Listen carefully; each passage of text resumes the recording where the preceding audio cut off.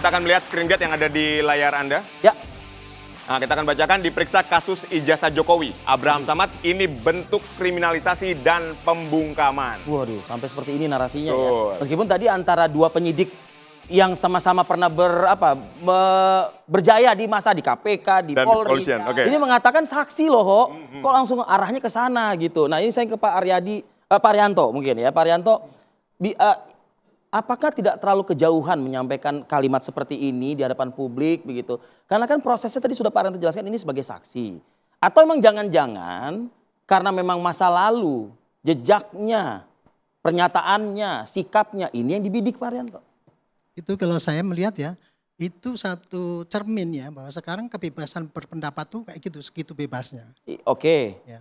Itu hak dia. Ya, kemudian apa? Karena sebebas itu negara hadir untuk mengerem itu enggak. gitu. Sekarang kan dia kan katanya begini karena saya ditarget gitu kan. Itu kan jadi seakan-akan kan menuduh aparat itu kan framing menohok dia kan gitu Ya. kan. Itu boleh saja ngomong gitu untuk zaman sekarang ya. Ya. Tetapi saya ingin meluruskan begini Pak. Kenapa Pak Abraham Samad itu dipanggil ya? Bukan karena dia postcasternya kemudian dia akan edukasi kemudian dibungkam, itu bukan. Kalau gitu kan semua podcaster kan yang ekstrem sedikit kan dipanggil sama penyidik. Iya. Tapi ini enggak, dia dipanggil karena apa? Karena ada orang yang melapor, ada yang dirugikan. Artinya suaranya itu menyinggung orang lain yang boleh juga dia melaporkan. Suara dia siapa Pak maksudnya? Suara podcast. Narasumbernya atau si podcasternya? Bunyinya podcast itu yang beredar di sana-sana itu. Iya. Ada orang yang keberatan dengan berita yang disampaikan melalui podcast itu. Yaitu pendukungnya Pak Jokowi. Oke. Kan dia bikin laporan. Iya. Ini Pak ikut menebarkan ini kan gitu. Iya. Makanya itulah karena ada laporan itu maka penyidik melindungi hak yang pelapor dong. Melakukan penyelidikan di situ. Melakukan penyelidikan dulu kan ada step-stepnya.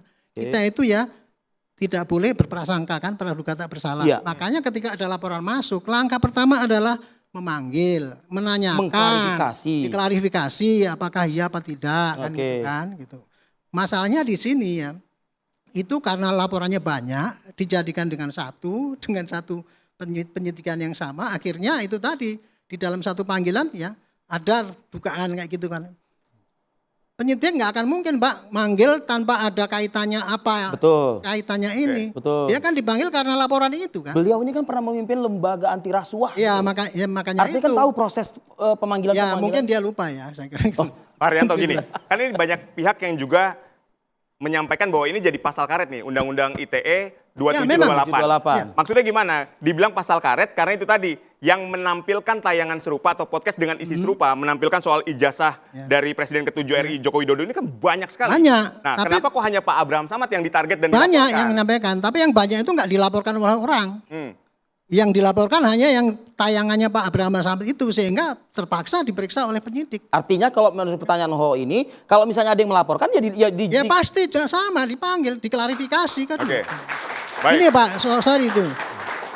Penyidik itu bertahap sekali Pak, itu ya bertahap ya. Jadi sekarang kan zamannya atau KUHP yang baru itu ya, kan presumption of innocence ya gitu ya. Jadi kita bertahap itu Pak, tidak langsung seketika begitu. Makanya dipanggil dulu klarifikasi. Pada saat klarifikasi itulah sebetulnya kesempatan daripada yang dipanggil itu untuk membela diri. Seperti Pak Abraham Samad tadi yang enggak saya edukasi gini-gini. Silahkan omongkan di penyidik nanti. Tetapi kalau dia ngomong-ngomong di luar nanti, itu nanti ada yang lapor lagi. Itu Pak sama itu tambah lagi kan jadinya kan masalahnya gitu itu. Jadi ruang untuk mengklarifikasi malah jadi runyam jadi urusannya. Tambah seakan-akan kan dia memang itu kan jadi seakan-akan memprovokasi rakyat sekarang jangan percaya pada aparat kan kayak gitu. Padahal itu enggak sama sekali tidak ada. Saya ke Pak Yudi, Bang Yudi, artinya begini, ini udah nggak lagi soal podcaster lagi nih berarti, ini sudah dibidik nih. Karena memang nih orang punya track record mungkin, kritis mungkin, dan lain sebagainya. Bukan gitu. Nggak begitu? Bukan gitu. Coba Anda jawab pertanyaan saya itu. Ya tentu kan semua bisa berpendapat ya, termasuk kita dari koalisi masyarakat sipil ya. Jadi mengapa kami waktu itu kan kita tidak terlalu terlibat dalam masalah ijazah palsu dan sebagainya ya. Itu kan biarkanlah mereka. Tapi kemudian kenapa kita membentuk tim advokasi untuk demokrasi misalnya teman-teman ya, itu kan berbagai macam lintas ya, lembaga HAM dan juga demokrasi. Ya kita hanya ingin masuk ke dalam ranah ya, bahwa bagi kami podcast itu adalah kebebasan berekspresi, itu yang pertama. Kemudian yang kedua ya, kami berharap bahwa ya isi dari podcast dan sebagainya, ya itu tentu ya itu harus bisa dilawan dengan podcast juga misalnya klarifikasi. Dan yang paling penting bagi kami yang ketiga gitu kan, bahwa hostnya kan adalah orang yang ingin menyampaikan kepada publik untuk edukasi dan sebagainya. Dan selanjutnya ya terkait dengan mengapa kemudian Pak Abraham Samad banyak yang mengatakan, wah apakah Pak Abraham Samad itu nggak offset ngomong seperti itu karena ini prosesnya masih jauh misalnya. Bahkan saya mendengar kata lebay gitu kan. Tapi kan tentu kita kan sebagai seorang investigator udah bisa melihat arahnya kemana. Itu yang pertama. Tapi kriminalisasi emang arahnya kemana sih Pak Rianto? Ini dari tadi Pak Bayudi ini ngomong arahnya kemana? Kedua kali. Arahnya itu untuk menentukan apakah Pak Abraham Samad itu masuk unsur enggak sebagai ikut menebarkan. Arahnya ke situ. Harus itu disidik ya. Kemudian ditanya nanti setelah menjawab, kemudian dilihatkan apa itu digital recordnya itu. Kita panggil saksi ahli. Pak, apakah yang kayak gini ini memenuhi syarat Pak Abraham saat itu sebagai pelanggar apa ikut-ikut menyebarkan? Kalau saksi ahli mengatakan ya memenuhi syarat, ya terus jadi tersangka. Tapi kalau tidak, jadi saya tolong jangan dipotong dulu ya. Enggak, saya nggak mau potong Pak.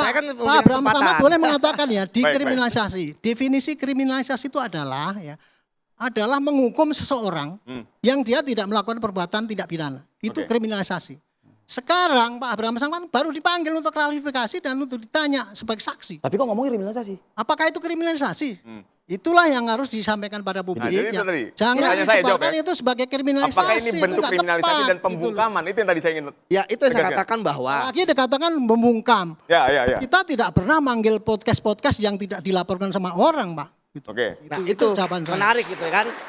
Kenapa kemudian ya terkait dengan pelaporan ini kan ada Pak Abraham Samad, itu yang pertama. Ya kemudian yang kedua, kenapa sudah ada kata-kata dugaan yang istilahnya Pak Abraham Samad disejajarkan dengan orang-orang yang selama ini bersuara tentang ijazah palsu. Kan begitu, ya kan? Nah, jadi ya kita berharap bahwa dugaan-dugaan seperti yang disampaikan oleh Pak Abraham Samad itu tidak terjadi, ya kan? Ya, kalaupun misalnya itu terjadi, ya tentu ya kita sebagai orang yang paham hukum akan bermain di ranah hukum. Tetapi bagi kami ya ketika menjadi host ya dalam suatu podcast ya. Ini dengar kok ketika menjadi host kok. Ya, host dari seorang podcast. Bang Akbar dengar Bang. Itulah sarana ya yang diatur oleh konstitusi loh. Yang lebih tinggi dari undang-undang ya. Itu untuk kemudian ya mengundang siapa saja yang kemudian hadir. Kan sampai saat ini kan memang saya pikir ya tidak ada bahwa podcast itu harus cover both side, ya kan, harus istilahnya orang yang ini dan sebagainya. Yang penting adalah sekarang ya bagian mana ya yang sangat penting untuk kemudian ya bisa menjadikan ya Pak Abraham Samad itu sebagai tersangka. Jadi Anda melihatnya karena tidak ada pihak lain di dalam show podcast tersebut. Ya, bagi saya kan ketika Pak Abraham Samad dipanggil, ya itu kan sebenarnya nggak jadi masalah saksi. Tetapi yang jadi masalah bahwa dia udah dikata-kata di bawah udah jadi terduga. Ya ini yang menarik. Ya kenapa harus ada kata di terduga? Surat pemeriksaan itu ya? Iya, di surat pemeriksaan kenapa harus kata terduga? Ya kalau yang lain misalnya 12 orang yang lain dilaporkan mungkin nggak jadi masalah. Tapi ketika ada Pak Abraham Samad, seharusnya menurut Anda apa? Ya seharusnya Pak Abraham Samad juga jadi terduga. Apa? Gitu kan? Hanya jadi saksi. Orang yang melihat, mendengar, mengalami gitu kan terkait dengan laporan. Tapi Anda memiliki bukti bahwa ada kata terduga di situ? Ada. Ya kan di surat panggilannya Pak Abraham itu ada terduga gitu. Terduga dengan 13 yang lain. Bunyinya bukan begitu. Bunyinya itu kalau dipanggil sebagai tersangka, lah itu boleh lah dia komplain. Ini kan dipanggil sebagai saksi, dalam kaitannya dengan bla bla bla bla bla itu yang dilaporkan Pak. Itu terkait ada tambahannya Pak. Iya ada. Terduga. Ini gitu kan. Yang sampaikan itu adalah kalimat yang ada di dalam LP-nya. LP-nya itu tidak hanya Pak Abraham Samad. Ya, jadi begitulah yang ditulis. Jadi boleh saja. Berarti kalau ada kata terduga, artinya kan Pak Abraham Samad bisa jadi tersangka. Itu kan hanya perkiraan. Itu kan yang menarik kan. Perkiraan seakan. Ya, memang ya itu yang kemudian harus kita hentikan sekarang, benar nggak?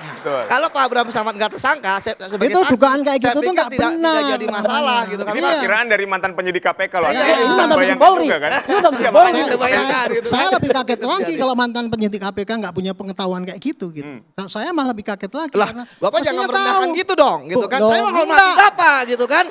Enggak, kita bicara ya dalam hukum Pak. Saya menghormati Bapak, tapi kalau Bapak merendahkan seperti itu, ya. Bukan, saya begitu Pak. Maksud saya menerangkan kan tadi kan. Tadi kan juga saya terangkan. Kan sudah saya jawab. Begini. Ya udah saya jawab juga, tapi kenapa merendahkan bahwa nama tapi kan Anda kan mengatakan penyidikan kayak gitu. Nggak bisa begitu dong. Kita kan punya pendapat. Enggak lah Pak, saya udah menghormati Bapak. Bapak hormati saya juga menghormati. Jadi begini, ya kalian nggak menginginkan Pak Abraham Samad sebagai tersangka, kan nggak masalah. Bahwa dia saat ini kita berharap sebagai saksi, seperti itu Pak. Oke.